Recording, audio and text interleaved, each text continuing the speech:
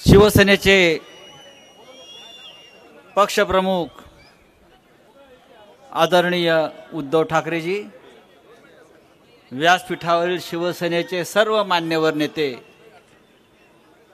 आणि या शिवसेनेच्या बालेकिल्ल्यात जमलेले सर्व संभाजीनगरचे शिवसैनिक बंधू भगिनी आणि मातांनो, आज सकाळपासून माननीय उद्धवजी संभाजीनगर जिल्ह्यामध्ये अनेक भागात फिरून आले, सभा घेतल्या, जनसंवाद केला. गंगापूर झालं, वैजापूर झालं, कन्नड झालं आणि शेवटी आता ते संभाजीनगरला पोचलेले आहेत. या संभाजीनगरनं बाळासाहेब ठाकरेंवर, माननीय हिंदुहृदय सम्राट, अफाट प्रेम केलं, शिवसेनेवर प्रेम केलं आणि ते संभाजीनगर आजही ठामपणे माननीय उद्धव ठाकरे साहेबांच्या पाठीशी उभा आहे.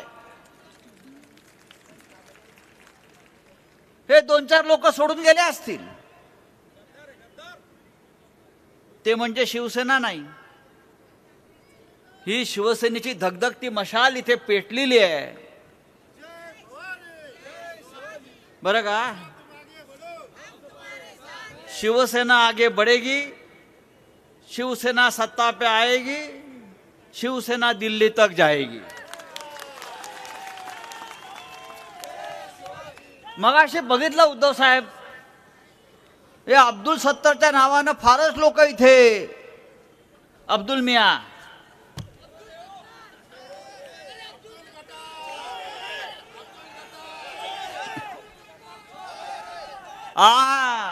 आता हा चोर पुढल्या 4 महिन्यात जेलमध्ये गेल्याशिवाय राहणार नाही.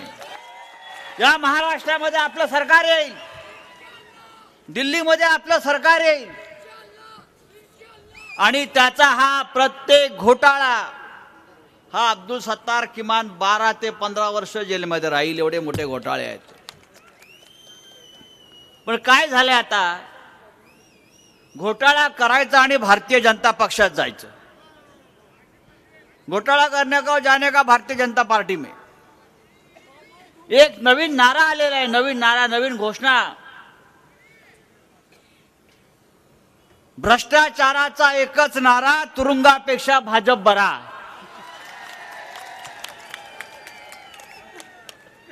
भ्रष्टाचाराचा एकच नारा, तुरुंगापेक्षा भाजप बरा. आज हा नारा अशोक चव्हाणांनी दिलेला आहे.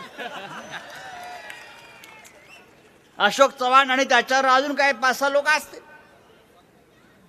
काही वर्षापूर्वी या महाराष्ट्रामध्ये, या मुंबईमध्ये, या देशातला सगळ्यात मोठा आदर्श बिल्डिंगचा घोटाळा झाला. बिल्डिंग 4 माळ्याची बांधायची होती, बिल्डिंग 4 माळ्याची, सैनिक, हुतात्मे, शहीदांसाठी, आणि या अशोक चव्हाणनं त्याच्यावरती 34 माळे चढवले आणि सगळ्यांना विकले. आणि भारतीय जनता पक्ष या अशोक चव्हाणला तुरुंगात टाकायला निघालं होतं. आणि आज त्याच भारतीय जनता पक्षानं अशोक चव्हाणला त्यांच्या पक्षात घेतलं. आधी या एकनाथ शिंदेला घेतलं. सिंचन घोटाळा 70,000 कोटी मोदी सांगतात आणि 24 तासात अजित पवार भारतीय जनता पक्षात. म्हणजे या भारतीय जनता पक्षाला विस्मरणाचा रोग झालाय, आठवत नाही आपण आधी काय बोललो होतो, आधी काय केलं होतं, आधी कोणतं आंदोलन केलं होतं, कोणाला भ्रष्टाचारी म्हणालो होतो. हे सगळे भ्रष्टाचारी एकत्र घेऊन भारतीय जनता पक्ष स्वबळाचा नारा देत आहे. पण तुम्हाला मी आता, उद्धवजीने मगाशी मला एक छान गमतीशीर गोष्ट ऐकवली. एक 2-3 वर्षापूर्वी नरेंद्र मोदी आणि अशोक चव्हाण किती भ्रष्टाचारी आहे हे नांदेडला येऊन सांगितलं. देवेंद्र फडणवीस सांगत होता अशोक चव्हाण किती भ्रष्टाचारी आहे, हे जरा आपण ऐका. मुख्यमंत्री फडणवीसांनी अशोक चव्हाणांवर काय टीका केली आहे पाहूयात. यहाँ महाराष्ट्र में इन लोगों ने किस तरह एक आदर्श सोसाइटी बनाने की कोशिश की थी, शहीदों के परिवार को धोखा दिया था। इससे तो नांदेड़ और पूरा भारत भली भांति परिचित है। आप जानते हैं ना वो कौन है? पता है? अशोकराव चव्हाणांना इतके वेळा मंत्री बनवलं, मुख्यमंत्री बनवलं, इतके वेळा संधी दिली, पण मला सांगा या नांदेड शहराचा चेहरा आणि या नांदेड जिल्ह्याचा चेहरा ते बदलवू शकले का? या ठिकाणी विकास करू शकले का? बंधू भगिनींनो, ते याकरता विकास करू शकत नाही याचं कारण तुम्ही बघा, ते लीडर नाही आहेत. अशोकराव लीडर नाही आहेत, अशोकराव डीलर आहेत. तुम्ही बघा, रॉकेल पासनं तर पेट्रोल पंपापर्यंत डीलरशिप कोणाची, मोटरसायकल पासनं मोटर गाडीपर्यंत डीलरशिप कोणाची, सगळी डीलरशिप त्यांची. हे डीलर आहेत, हे लीडर नाही आहेत. या नांदेडला लीडरची गरज आहे आणि या ठिकाणी लीडर म्हणून प्रताप पाटील चिखलीकरांना मैदानामध्ये आपण उतरवलाय. मला विश्वास आहे आता नांदेडला या ठिकाणी लीडर दिल्याशिवाय आपण राहणार नाही. ऐकलं? म्हणजे घसा फाटेपर्यंत त्यांच्या भ्रष्टाचारावर बोलणारे हे लोक आता त्यांची चाटतायत. चाटकला सुरू केला. आमच्याकडले 40 घेतले भ्रष्टाचारी, अजितदादाचे 40, आता काँग्रेसचे 5-10, हा भारतीय जनता पक्ष. उद्या मला तरी असं वाटतंय की राष्ट्रीय स्वयंसेवक संघाच्या शाखा काँग्रेसच्या कार्यालयामध्ये भरतील. हे चित्र आपल्याला बदलायचं आहे. या महाराष्ट्रामध्ये ज्या पद्धतीनं गुंडगिरी, भ्रष्टाचार, चोऱ्या माऱ्या, दरोडेखोरी करणाऱ्यांचं राज्य आलेलं आहे आणि महाराष्ट्राची बदनामी सर्व स्तरावर सुरू आहे. हे चित्र बदलायचं असेल तर पुन्हा एकदा या महाराष्ट्रामध्ये शिवसेनेच्या नेतृत्वाखालचं, उद्धव ठाकरे साहेबांच्या नेतृत्वाखालचं सरकार आपल्याला आणायला हवं.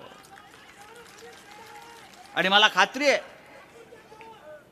ज्या प्रकारचं वातावरण या संपूर्ण राज्यामध्ये आपल्याला दिसत आहे, हे वातावरण शिवसेनेला पोषक आहे. हे वातावरण, एकच सांगतो उद्धव साहेब, आता जेव्हा आपलं सरकार येईल तेव्हा कोणाला दया माया नाही.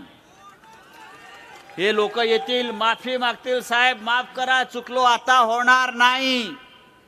आता हे पापी भ्रष्टाचारी गद्दार आपल्या दारात उभे राहता कामा नये, त्यांची हिंमत होता कामा नये.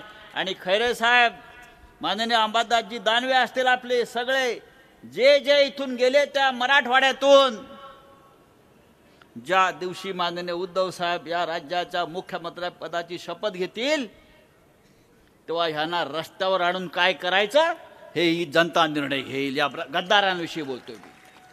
लोकांच्या मनातला संताप, लोकांच्या मनातला राग, लोकांच्या मनातला चीड या गद्दारांविषयी आम्हाला जागोजाग दिसते आहे. आणि खास करून या संभाजीनगरात झालेली गद्दारी ही आमच्या जिवारी लागलेली आहे. ज्या औरंगजेबाच्या या कबरी समोर, थडग्या समोर जे गुडघे टेकतात त्यांच्याबरोबर आपण गेलात, काही असेल. पण एक सांगतो, ही पवित्र भूमी आहे, ही हिंदुत्वाची भूमी आहे, ही स्वाभिमानी जनतेची भूमी आहे. आणि या भूमीतून कायम बाळासाहेब ठाकरेंनी महाराष्ट्राला साथ घातलेली आहे. हे संभाजीनगर स्वस्थ बसणार नाही, हा मराठवाडा स्वस्थ बसणार नाही. आणि म्हणून आज माननीय उद्धव साहेबांचं स्वागत ज्या पद्धतीनं या मराठवाड्यात पुन्हा एकदा झालेलं आहे, त्यातून एक स्पष्ट आहे, मराठवाड्यावरती, प्रत्येक जिल्ह्यावरती, प्रत्येक लोकसभा मतदारसंघावरती, प्रत्येक विधानसभा मतदारसंघावरती शिवसेनेचाच भगवा झेंडा फडकेल. आणि पुन्हा एकदा तीच शिवसेना, तीच मशाल ही ज्वलंत पद्धतीनं तळपून उजळून निघेल. इतकंच मी सांगतो आणि आपली रजा घेतो. आपल्याला माननीय उद्धवजींचं विचार ऐकायचे आहेत आणि त्यांच्या विचाराच्या मार्गावरून आपल्याला पुढे जायचं आहे. जय हिंद, जय महाराष्ट्र. एबीपी माझा, उघडा डोळे बघा नीट.